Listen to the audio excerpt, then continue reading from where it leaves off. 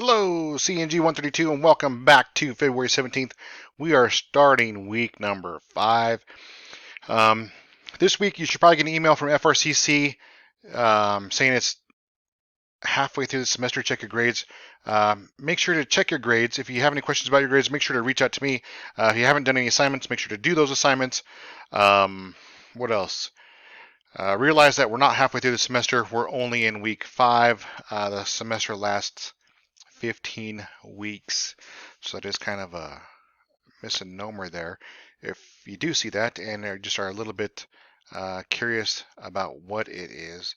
Um, oh man, we talk about the SANS Institute. Probably SANS Institute, DWGE. Um, there's like 3 of them that I usually go to. I can't remember the third one. NIST.org. There we go. There's all 3. All of them are leaders of content to see what's out there with very little bias towards anything. They're not really trying to sell you anything. They're just trying to inform you of what's out there. So those are probably some of the 3 best sites to use: SANS Institute, NIST.org, and DWGE. I'll get those links to you guys later today. Um, let's see. We look at network and server attacks. Yeah. Um, basically, there are many different ways to launch an attack against the network. As we learned in 124, you can do unintentionally. You can cause yourself um, broadcast network storm, ping storm, whatever you want to call it. Has many different names, but basically it's the same packet being multiplied over and over again, and basically it'll eventually bring your network to a halt because there's just so much traffic on your network, it slows it down. Um, Other network attacks, uh, ARP poisoning, DNS poisoning, MAC spoofing, attacks of that nature. When we look at server attacks, you're going to be looking at DDoS, cross-site scripting. Um, with server attacks, they could be attacking web servers, database servers, domain controllers. Those attacks would be um, escalating their user status from a regular user to a domain admin. Many different attacks that you could do against both networks and servers. In many ways, just to sit back and watch the traffic of a network and traffic of a server too, to get an idea of what's going on. With Project 5, make sure that if you come across a piece of software that's not in use anymore, to search for that software. If you have any questions, reach out to me in Google Hangouts or reach out to peers in Google Hangouts and ask if you found a solution, or if you just need a solution, need help finding a solution. A good way to look at there. This week, we don't have a quiz. Last week, we did have a test, and with that test, it's once again, it's okay if you did poorly on it. Oh, I shouldn't say yeah, it's okay if you did poorly on it because there's ways to make up that grade. You have to do a little bit extra work. As you saw within our syllabus, we have Kaplan as a resource that is required for this class. With that Kaplan, you just basically rehearse it over and over, doing the practice exam until you achieve a grade 70% or greater, and then at the end of the course, you just submit that grade. I'll create another Dropbox, and there might actually be a Dropbox. Um, you submit that grade in the Dropbox, and your test scores go up.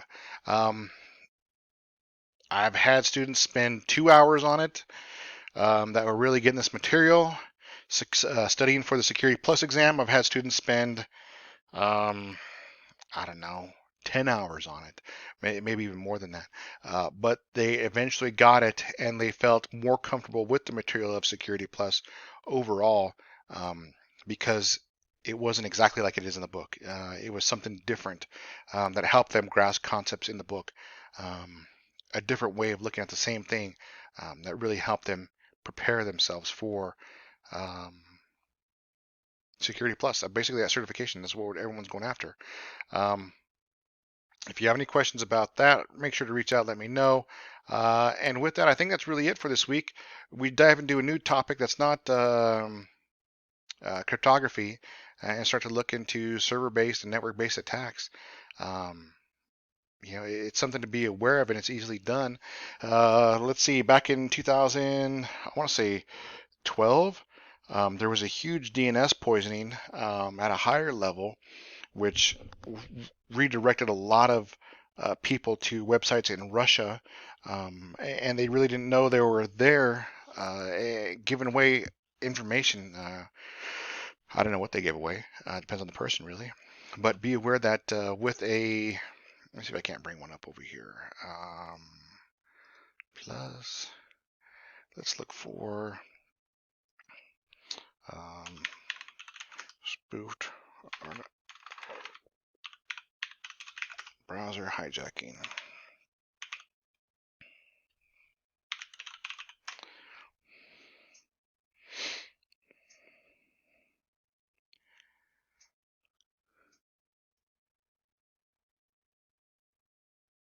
So here's a small one that I found on Wikipedia. Once again, good place to start and then go from there. Browser hijacking could be you meant to go somewhere, but your computer. Um, oh, this is a great one right here. Let me see if I can bring up this. Okay. Oh no, did I just click on it?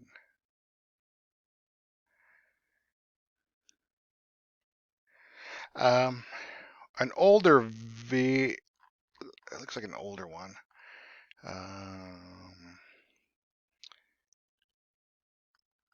Doesn't tell me when it's made. Not really what I wanted. But anyways, looking at this picture here, this is browser hijacking. When I used to get clients that had malware, I think they had malware. One of the first things I do is check their network connections and look to see if they had a proxy server accessing the internet for them, because that would tell me that there's a piece of software on their computer acting as their proxy, so that the computer would then say, okay, I need to look at 127 .0.0.57, and that'll tell me where to go out on the internet to find a specific website. Um, and basically, that is the computer talking to itself on port 57 to say, okay, where do I go?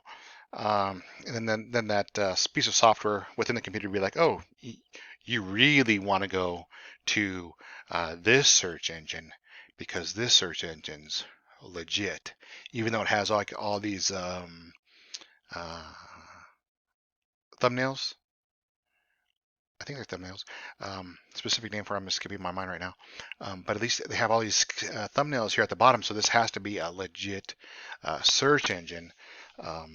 When really it's just made to look like that, and not really that secure search engine as well. Which reminds me of another topic. I got an interesting email that looked like, I actually received that email twice. Fake Apple. Let me see if I can't find it.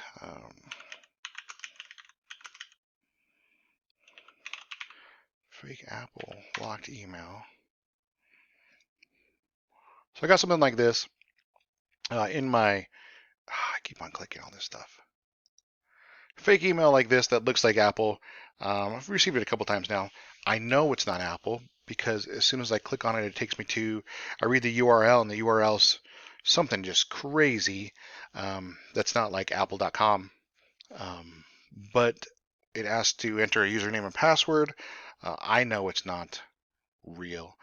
But would the average person know it's not real? Probably not, because once again, we're inspecting URLs like here at the top, making sure that it says at least apple.com or Apple account, something more legit.